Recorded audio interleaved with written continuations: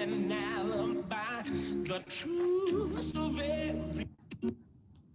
Are we teaching the truth in love? Telling it like it is. Are we holding pure motives, showing that we care? Are we teaching the truth in love?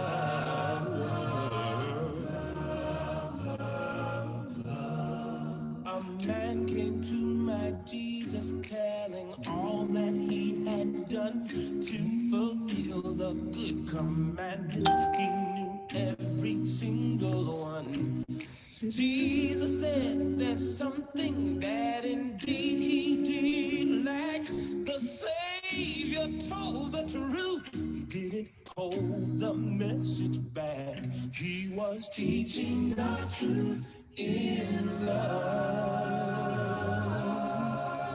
Telling it like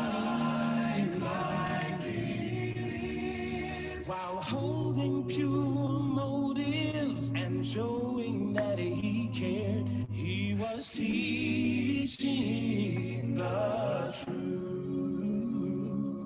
in love.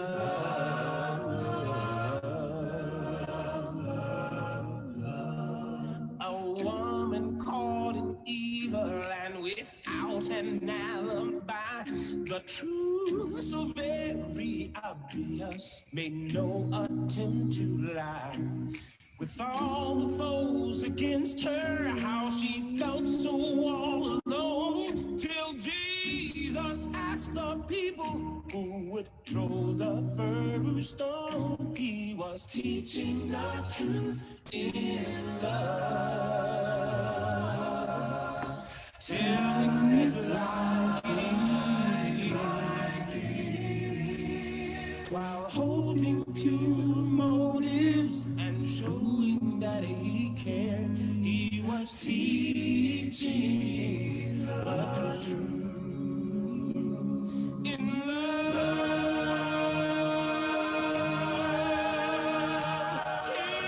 In love. In love.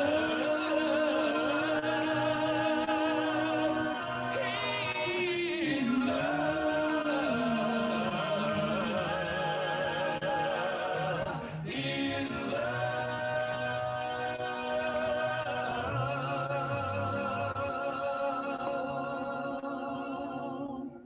sometimes it's hard to know exactly how we are to share with the Master's words of confidence. Directly do we dare? Should we water down the message? Should we tell them only part? Will they see him in our message? Will they see him in our hearts? Are we teaching the truth in love, telling it like it is? Are we holding pure motives, showing that we care? Are we teaching the truth? Are we teaching the truth in love?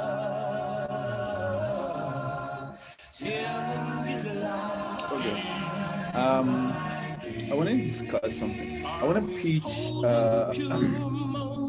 a discussion to the book of Daniel. Okay. I want to pitch something because I think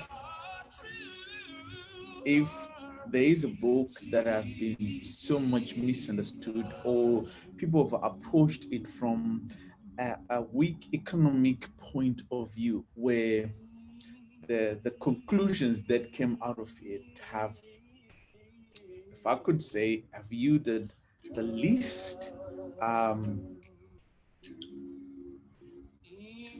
results or weight out of it, because people they tend to read the book of Daniel in a way that Okay, let me just invite somebody. Let me just invite somebody to come. Mhm. So that they will not blame me tomorrow. Okay. Yep. So, so this is the point that um, we have casually approached the book of Daniel, and uh, we have taken some ideas from the time past or from a certain point in time way back in history. They had this understanding, and we have perpetuated that understanding. We've perpetuated that understanding. So people who are going to uni to study this, or people who are going to the seminaries to study theology, or those who major in the book of Daniel, or in the apocalyptic studies, the problem that is there is that when they sit on the table, on the desk, in the classroom, they are being taught, or let me say being indoctrinated, or they are being fed with something that they should perpetuate that idea. They're only there to have something placed in their brains, okay, so that they can perpetuate it. They are not there for understanding. They are not there to investigate the book of Daniel, to pick what does the book of Daniel really mean. So you will have now this is where we come up with people who, some funny students who come and say the book of Daniel or the book of Revelation, it is the revelation of Jesus Christ. The book of Daniel, it is the prophetics of Jesus Christ.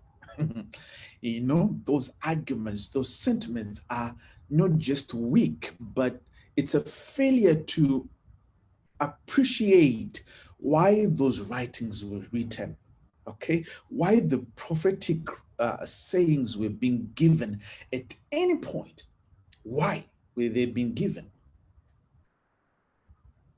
So failure to comprehend that, um, we end up in a sea of different ideas, different philosophies, different mythology. Everybody wants to come up with a doctorate. Everybody wants to come up with a thesis. Everybody wants to come up with a hypothesis, a hypothetical understanding. In any case, they want to achieve a document, a certificate. They want to achieve something they can take home. But the argument is, are we comprehending? Do we have the understanding the quest? Have we appreciated the quest that Daniel had in his heart, the burden in his heart? Have we appreciated it? That's the point. Do we understand Daniel? Why was Daniel writing his book? What was the point and what was the problem?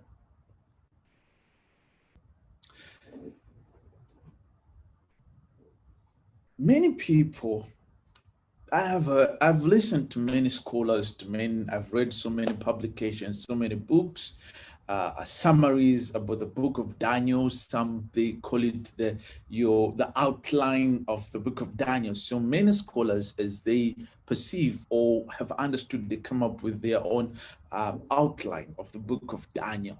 So these outlines range from the stories of the kings of this world and how they're going to end. And it talks about Michael being in control or in charge. You also have the little horn taking a center point. Some they have the 2,300 days as being a peculiar or taking the overall picture.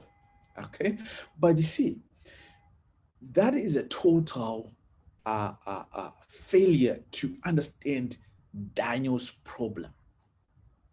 Daniel, the book of Daniel, was written with the view of the captives. It is a book for the captives. The book of Daniel is a summary, or not a summary, but it is a letter, should I say, or it's a writing, an editorial, which is meant to address the captives. The captives were the issue in the book of Daniel. It is to announce the arrival of the captives in the land of Babylon, and it is also there to announce the period of them being in captivity and how they will be taken out of captivity and when they will be out of captivity. That's the book of Daniel. That's the book of Daniel. That's everything. It's talking about the captives. Yeah, the captives were the issue.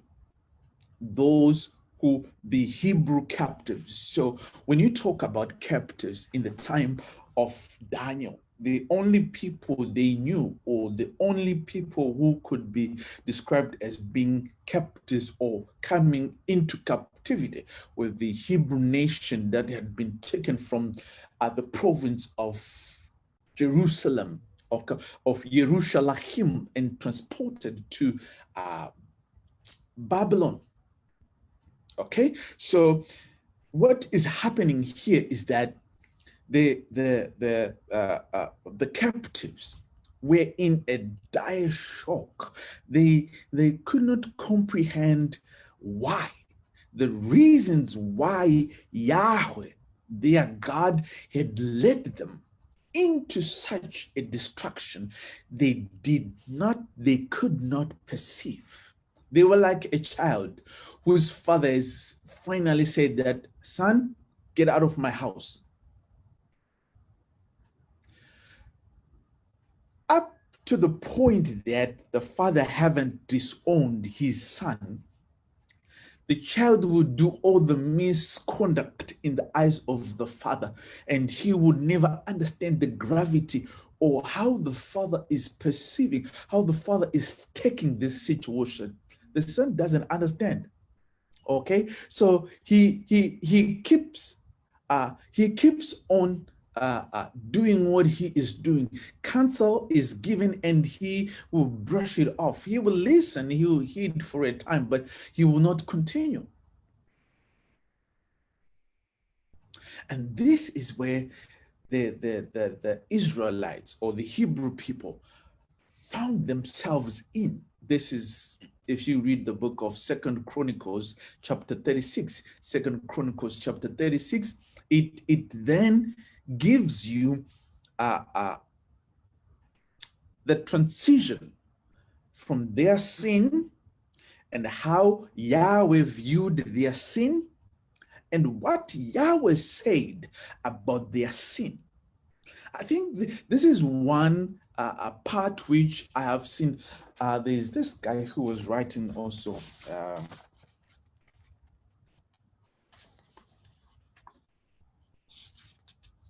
I found his writing on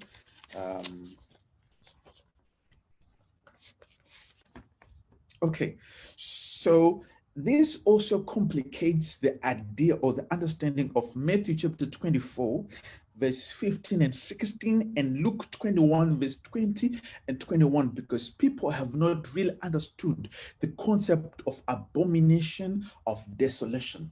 Okay, abomination of desolation, or transgression of desolation. Many, they make the mistake of treating these as one thing.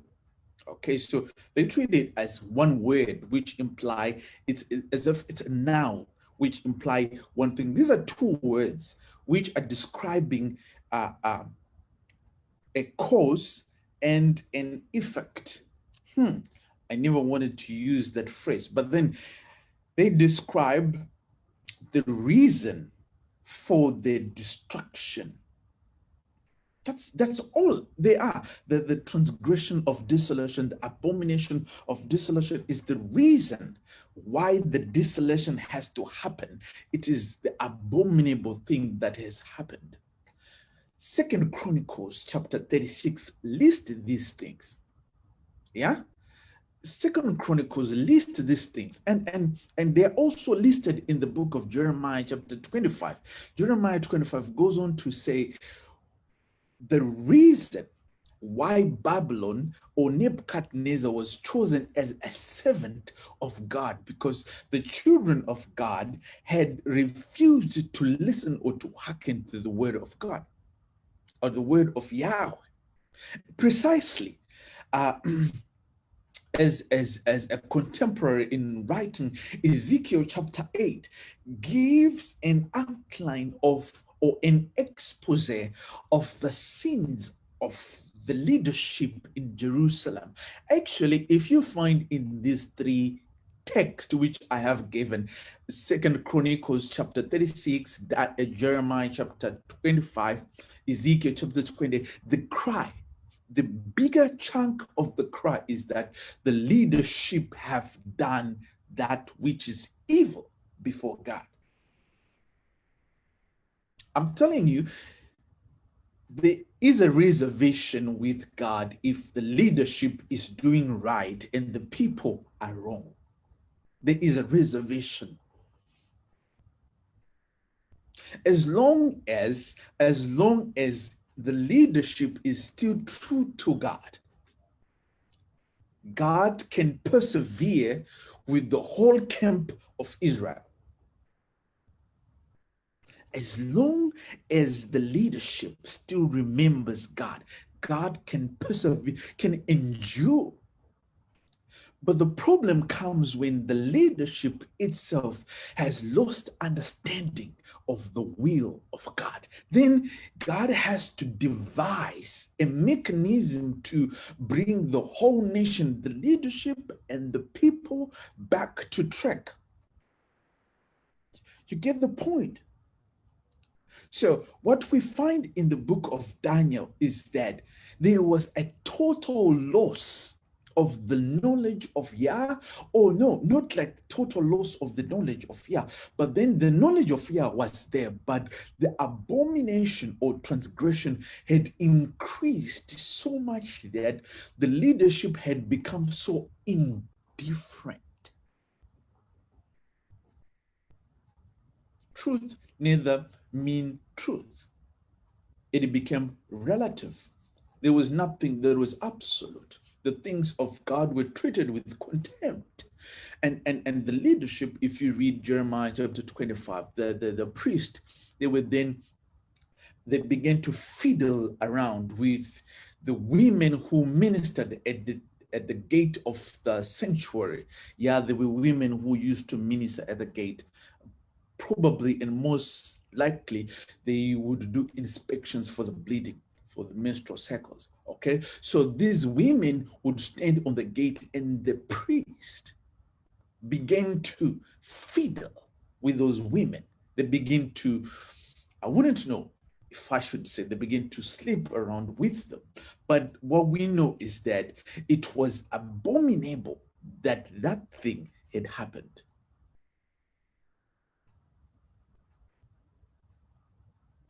So you see, the abomination that happened in Jerusalem. Huh? You feel Ezekiel chapter 9 when God said, go and begin this signature, this sealing, this signet you're going to put on the forehead. Begin at my sanctuary, because that's where the problem is. God contends with the leadership in Jerusalem. Begin with the elders of the temple of the people in Jerusalem. God contends with leadership. Once leadership has gone rogue, the whole camp, he can throw you into desolation. So when he says in Matthew chapter 24, when he says that Let he who reads understand the abomination of dissolution that was spoken by by the prophet Daniel. Aha. Yeah, that's where the point, because then you'd want to understand Daniel's perspective of the abomination of desolation, because it is that part which links Daniel to the apocalyptic, to the prophecies of the future, the abomination that leads to desolation, the abomination that channels, that invites war. So you understand now Matthew chapter 24, 25, where he says that when the abomination sits in the holy place, that which sits in the holy place is not the Roman army. It is the sin of the leadership of the children of Yah. It is sin in Jerusalem, is the abominable thing when the Hebrew people begin to adopt the things which are abominable before Yah. They bring with them a sin that invites desolation, that invites the wrath of Yah, the wrath of God. And this is given specifically in the book of Jeremiah. The book of Jeremiah shows us that. The book of Second Chronicles shows us that it was the sin of the people that invited the wrath of Yah. And I wonder why people want to stick to the Roman army as the abomination of desolation, because they fail to understand Luke, the book of Luke chapter 21. Yeah, Luke chapter 21, 20, verse 20 and 20, it says, "But when you see Jerusalem surrounded by armies, then know its desolation is near. Then let those who are in Judea flee to the mountains." So the point in Luke is that the armies, now we are on the second phase. Luke is describing the second phase, and Matthew 24 describes the first phase. The first phase is that there is sin in Jerusalem, sin in the temple of Yah, in the holy place and the most holy place have been desecrated. This is the cry in the book of Revelation chapter 11. Book of Revelation chapter 11, where he says, take this road and measure the temple. Why measure the temple? Why measure the temple? Because of the abominations that should be measured in the temple of Yah. This is what people miss. Revelation is showing that the issue is about the sin that happens in the sanctuary. That is the problem. Because it will eventually, inevitably, it will invite a desolation. So in Chronicles chapter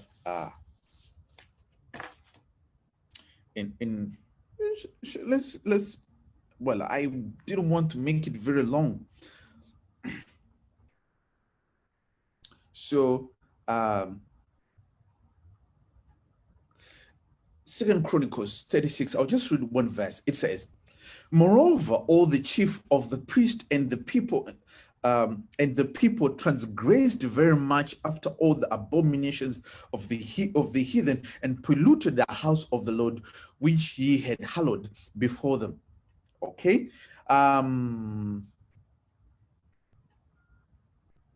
I want where he says that, and then he sent. Okay, verse 18, and all the vessels of this is yes, verse 17. Therefore he brought upon them the king of the Chaldeans, who slew They are young men with the sword of the house of their sanctuary, and had no compassion upon the young and the maiden, the old men, and him that stooped for age. He gave them all into his hand. Why? Because they transgressed before God. It's not that the king of the Chaldeans in Second Chronicles was the abomination of desolation. No, he was a servant of God coming to desolate, because these people in the first instant they had transgressed before Yah. So the book of sorry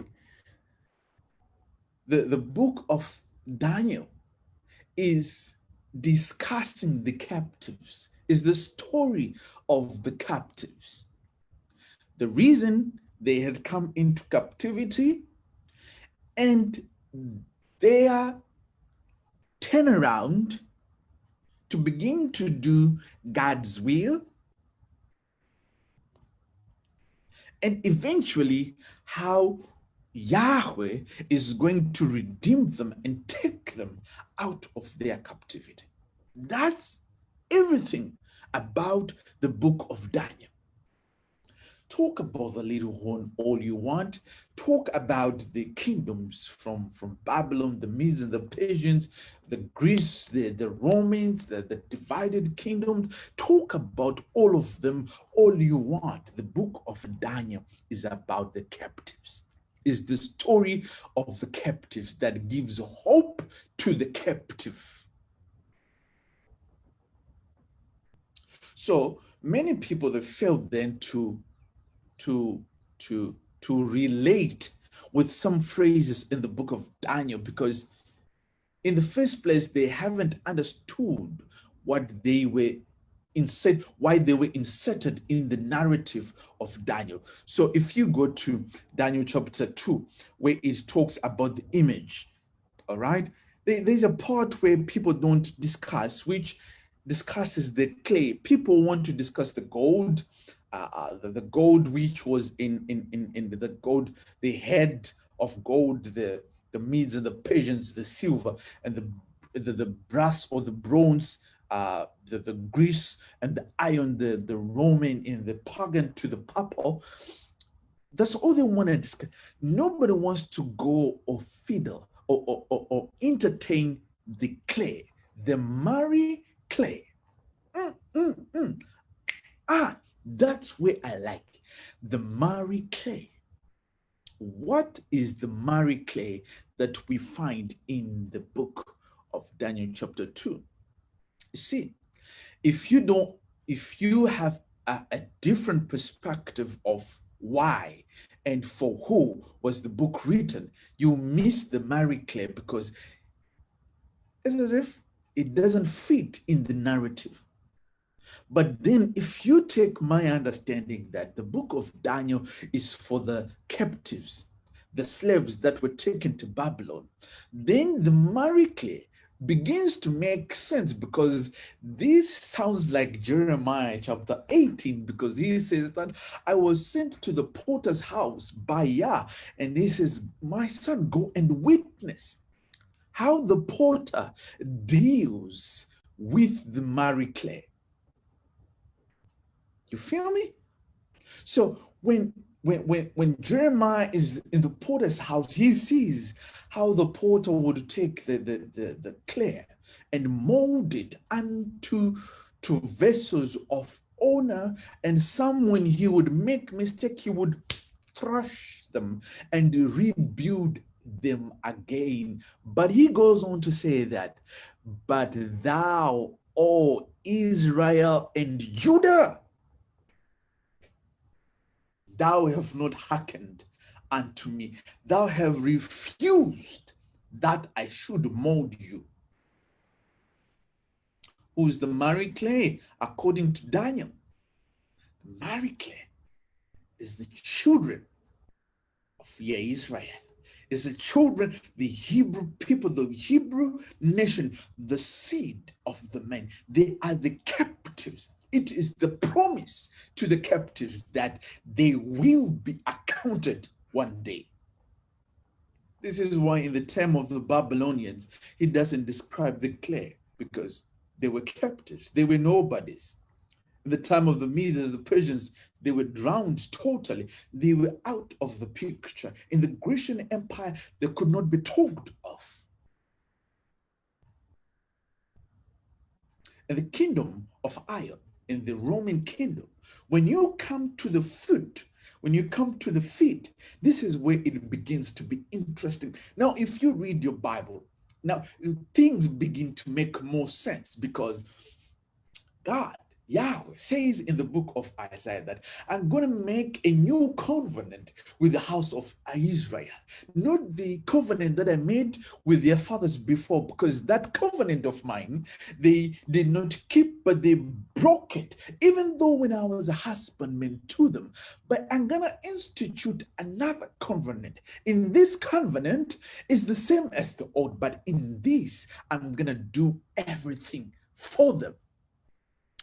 Haha, I'm going to take them, and I'm going to write my laws in their hearts, and they shall know me, and they shall call upon my name. From the far ends of the islands of the east, I'm going to bring them back into the fold. From all the nations where they have been scattered, even to the lands which their fathers never knew, where I put them there, I'm going to take them, I'm going to make myself known to them from there, and I'm going to take them and bring them home. The marry clay. Yeah? This is Isaiah chapter 66, where he says that, "O Israel, O Zion, shall Zion like a woman not give birth to a male child? Will he not give birth to a male child? Surely I, the Lord, I'm going to do it, and I'm going to do it just without the birth pangs. I'm going to make Zion to give birth." No, not to one child, because you're going to revert back to 2, 3, 4 BC and say, no, it was discussing the birth of Yeshua. But he says that it is the birth of a male child, it is the birth of a nation. And those who are to be born, if they would persevere. Now you are shifting your understanding with me to the book of Revelation, the ending of chapter 2 to chapter 3. Those who would persevere to the end, these are they who shall exist in the kingdom of iron. Them and iron shall never mix, because they will have known their identity. They will have known their identity and begin to call upon their God, Yahweh. And when they had begin to do that, they will not turn back from me. I will cause them not to turn back from me. Voila. The clay, the marry clay of Daniel chapter 2. The marry clay. It's going to happen. It's going to appear at the end, just before the end of the times. The marry clay ought to appear. The captive will appear. The captive will rise out of the knowledge of who he is. Now, I have a problem when people say your identity doesn't matter. You will remain a slave. As long as you don't know your identity, you will remain a slave. Slave, you will remain. You will still comply to their demands. You will still do what they want you to do. You still bend and do what they want you to do because you don't understand who you are. And slave you will remain. Say, slave I remain. Because you don't understand your identity, who you are. The Marie Claire ought to understand that he is Marie Claire. The first thing is that when you understand that you are the Marie Claire, things begin to happen. The calling becomes real because then you understand who is calling. You seek him earnestly because you understand who is calling. The book of Daniel is a book of captives, is a book of those who want to seek their identity. Once you understand your identity, the problem is we have so many Christians who don't know their identity. So even when they're in Christianity, they are bound to follow some principles which are not based on their Yahweh, on their Elohim. So they keep doing things of the slave master, and they don't know that they need to free themselves. They need to free their minds. As long as the mind is still captive. So you see all this awakening, people calling that, I don't want to chant the slogan, Black Lives Matter, okay? I'm not there, but I'm neither denying it because there is the Kemitic roots. There is EB1 Alpha 1. There is the Marie Claire beginning to understand who he is. The Marie Claire needs to understand. The book of Daniel will make sense when the Marie Claire understands that I am he. I am he. I am the prince of the nomads. I am the prince of the Hebrew, those who left Mesopotamia. I am he who was called in the loins of Abraham. I am he. We are the people. Once you understand that, the Marie Claire that appears in the feet of the image of Nebuchadnezzar, you understand two things. That the time has come. The time of the end has come, and the time of our redemption has come. And two, you understand that our Father is calling us to himself. Our Father is calling us to himself. Now is the time. You need first to understand the Marie Claire. No understanding of Marie Claire, nothing you will understand. I know people, there is a controversy. Some people want to suggest that then if you say the Marie Claire are the people of God, then they which mixes, I think it's Daniel chapter 2, verse 42, 43. They can kind of come to bring the they to imply some lost angels or extraterrestrial. No, buddy, this is not it. The they refers to them of the Iron Kingdom, as some as it was referring to Nebuchadnezzar of gold, who was human. He was part of the they. But the seed of men, the Marie Claire. This is where this story, my story, the story of Daniel chapter 8 is becoming interesting because the Marie Claire, I'm gonna sing that song because you need to rechange your understanding of the book of Daniel.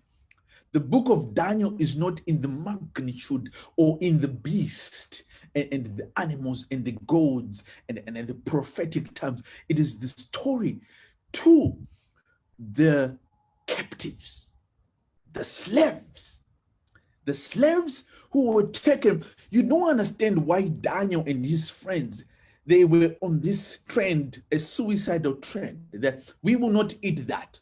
They were willing, then they were willing to die because in their head they were thinking, or they knew, we ought to do right with Yahweh. We ought to do, because Jerusalem, if we forget the principle of Jerusalem, let our tongues, let my tongue cling to the roof of my mind and let me not speak again. They understood we need to stand for Yah even in our captivity. It is a story of the captives.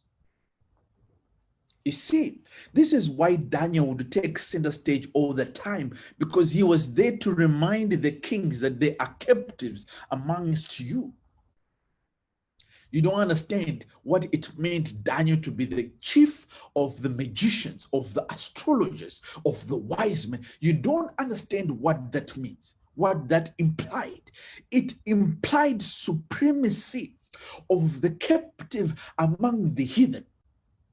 It implied that it was the captive who taught the heathen astronomy, the study of the stars, of wisdom, of the things to come. This is why you see the Magi coming to the birth of Yahushua.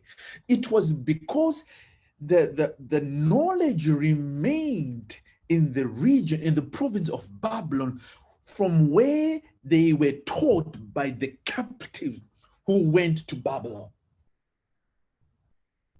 They did not come from their head. They were taught by the captives who were once in their province.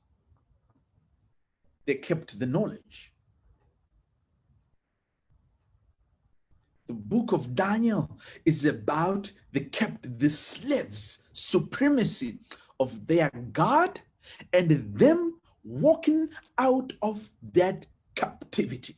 Up to the last chapter, Daniel chapter 12, the issue is about the captives.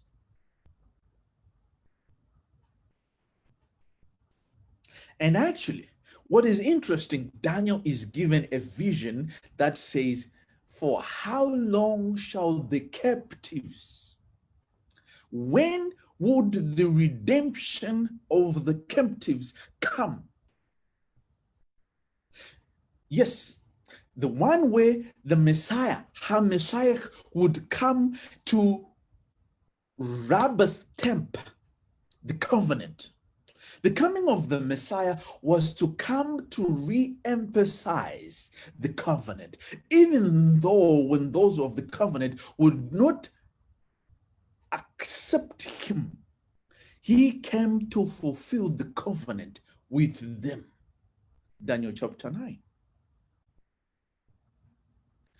When Daniel chapter 8, let this make sense. When Daniel chapter 8 then says that a sanctuary had to be cleansed of the things that had happened, to Daniel and the captives, it made sense because the temple in Jerusalem, back home, the temple in back home had been desecrated by their leaders and them also.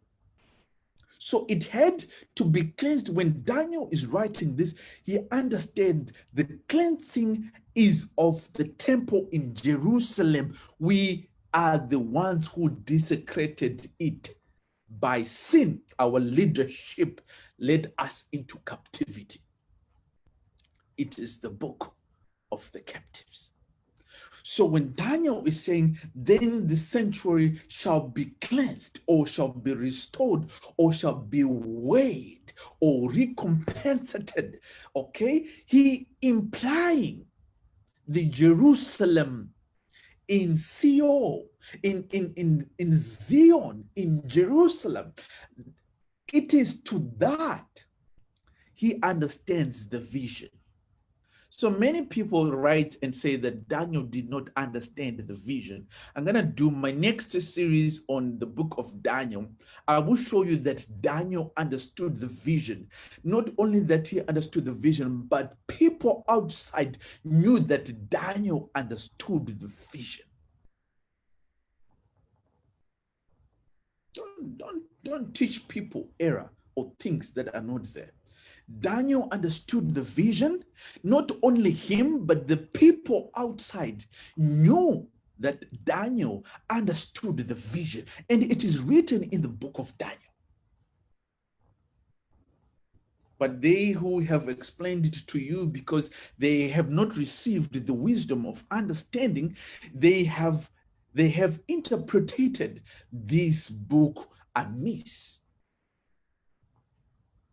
And I have come to give you wisdom on the book of Daniel. I have come to give you wisdom on the book of Daniel.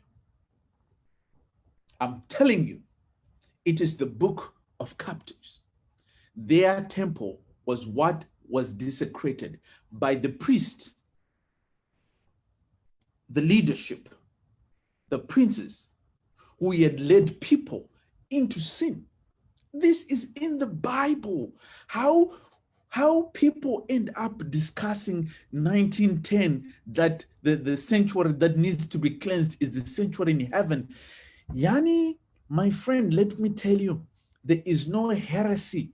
There is no wrong teaching like that the sanctuary that needs to be cleansed is the sanctuary in heaven. If I say that is a wrong teaching, I've used a lighter word to accommodate my friends I know who are still under that prejudice, who are still under that teaching covers them. Okay? I'm doing because of them. But the right word which I should have used is that teaching is Luciferian.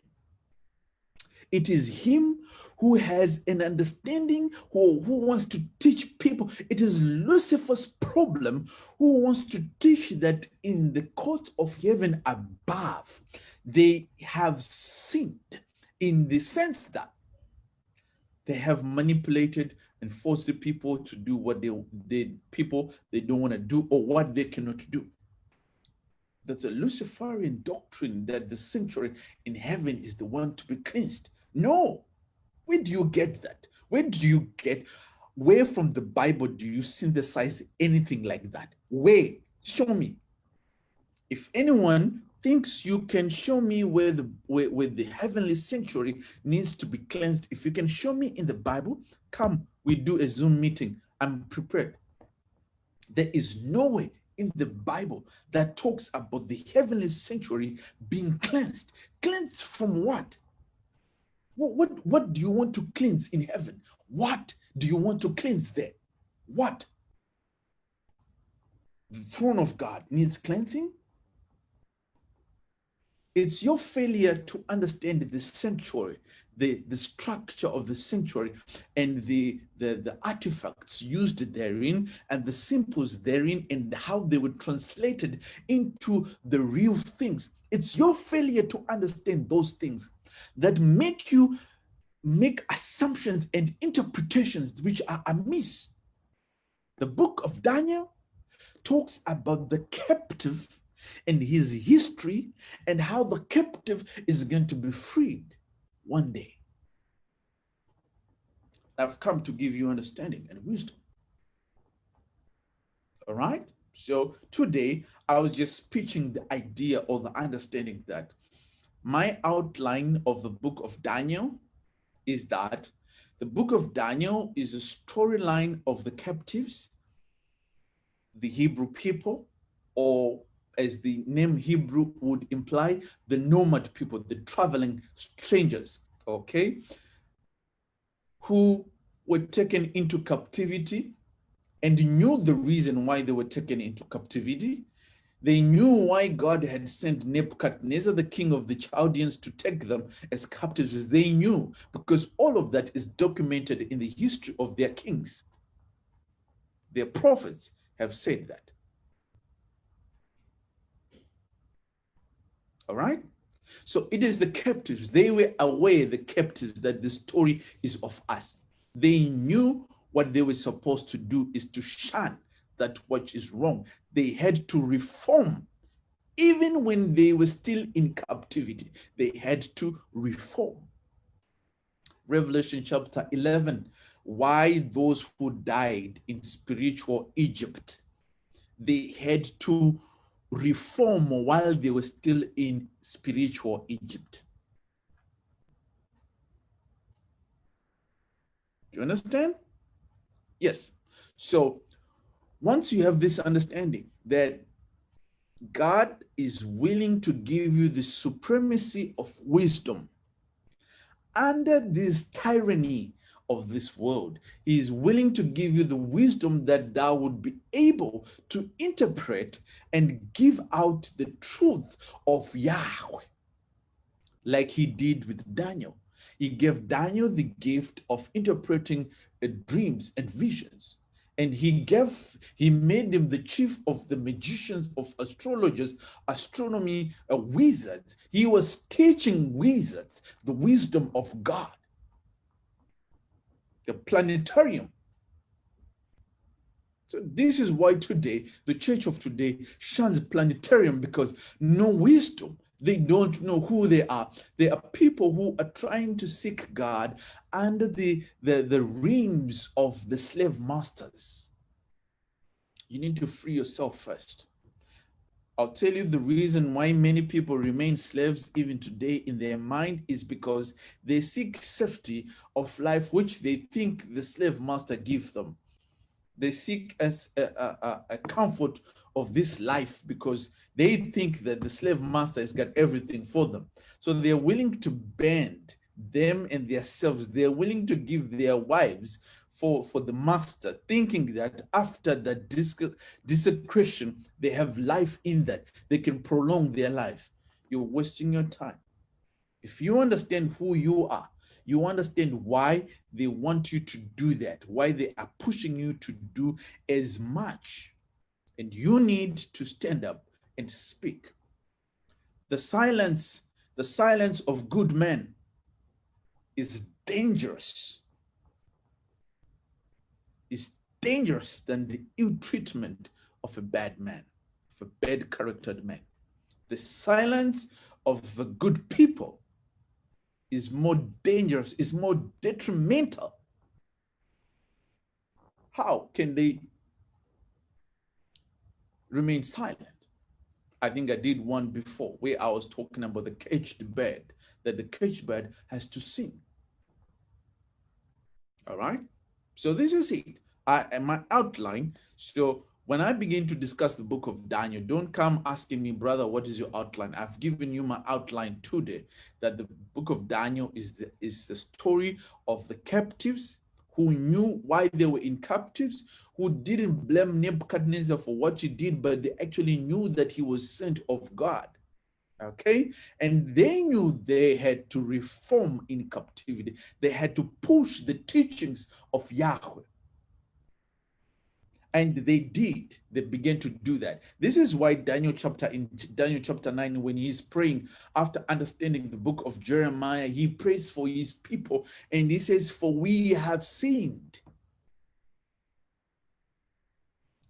Our fathers have sinned. We, their children, have sinned. We have not followed your commandments, your statutes, and your judgments. We have not done that." So this is the problem. And he says, "Forgive us that you might keep your word." Your word, what he's referring in Daniel chapter 9, that you might keep your promises to us, is the word that was given in Jeremiah chapter 24, the vision of the figs. The good figs and the rotten figs, where Yahweh said to Jeremiah that what you see, the good figs, if thou would be truthful and do my word, I'm going to give you this health and make you prosper. But if thou will not and be or remain as rotten as this rotten figs, I'm going to push you, take you into captivity, and thou shalt rot into captivity. Thy land shall be a mockery. There those of the heathens shall laugh and look at you with scorn and wonder and say and ask the question, what is it that they did to their God? Why have their God forsaken them like that?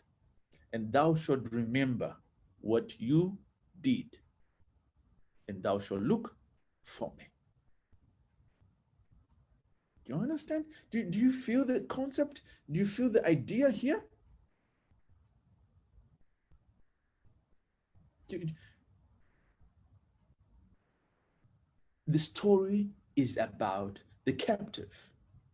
Story is about the captive. So when you go to Daniel chapter 12, chapter 11, chapter 12, okay, it's a conclusion. So the experience of chapter 11 and the visions, they're all speaking and pointing to the time when the married clay shall accept to be clay, to be molded. All right. And once it is molded, that is the point when Michael shall stand. And Michael shall stand. Uh, okay, I'm coming to it. I just wanted to tell you that Michael already he stood. Or is it? He is about to engage into action. Michael has already stood and he is about to engage into action. This is why it is important why I'm discussing now. And you need to follow what I'm discussing from now onwards. Michael has already stand. He has already stood. And the married clay is aware now of their position. The married clay. If you don't know your identity, I'm not saying if you don't know the Bible. No. This is not the problem. Knowing what is written in the Bible and the stories of the Bible, that's not the problem. The problem is you first knowing who you are. And once you have known who you are, the Bible becomes relevant. It becomes not a history book, it becomes my history. It becomes my connection. It becomes my inheritance. They become my geology, my genealogy. They become my ancestors. I read saying, our Father. When I say our Father, I mean it because I know it's stemming from.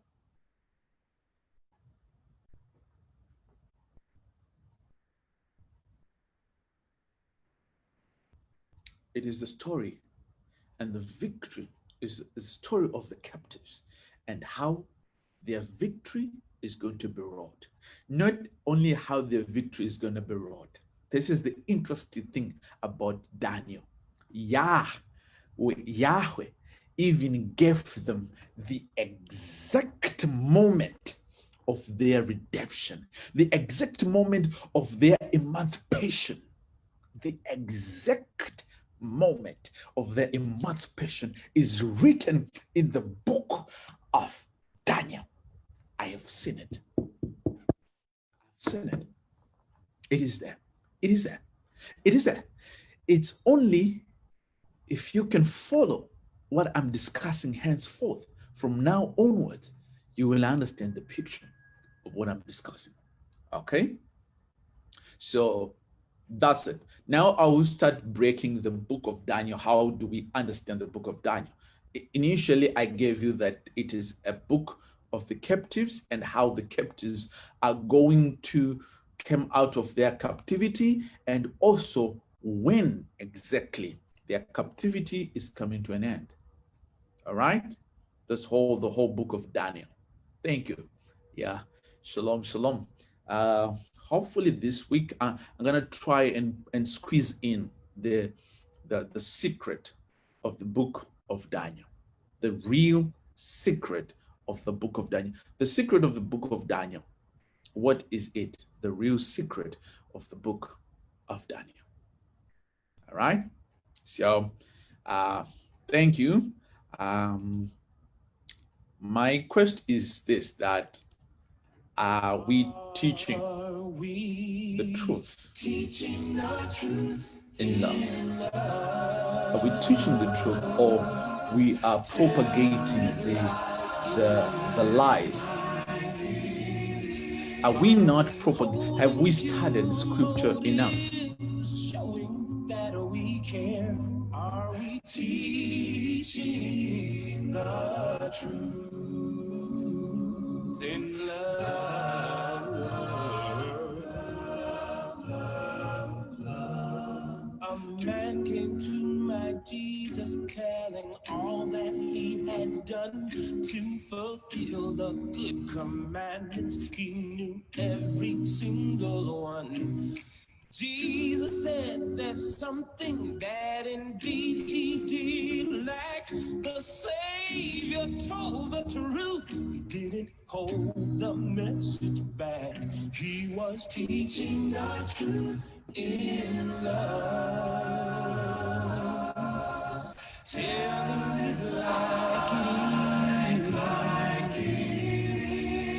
While holding pure motives and showing that he cared, he was teaching the truth in love. A woman caught in evil and without an alibi. The truth so very obvious, made no attempt to lie. With all the foes against her, how she felt so all alone. Till Jesus asked the people who would throw the first stone. He was teaching the truth in love, telling it like it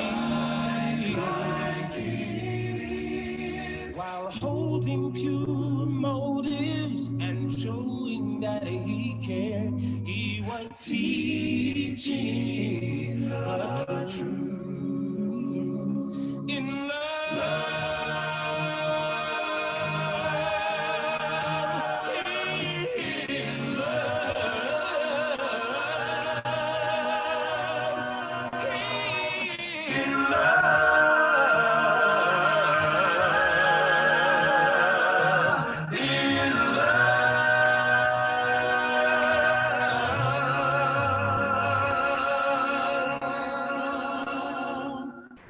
sometimes it's hard to know exactly how we are to share with the Master's words of confidence. Directly do we dare? Should we water down the message? Should we tell them only part? Will they see him in our message? Will they see him in our hearts? Are we teaching the truth in love? Telling it like it is. Are we holding pure motives, showing that we care? Are we teaching the truth? Are we teaching the truth in love? Telling it like it is. Are we holding pure motives, showing that we care? Are we teaching the truth? Are we teaching the truth? Are we teaching the truth?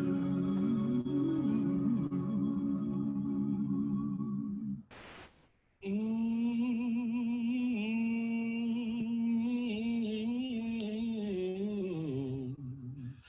love, in love,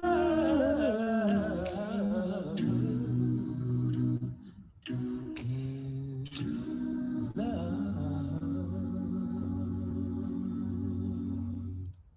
Shalom. See ya. Bye. Bye. Bye. Bye. Bye.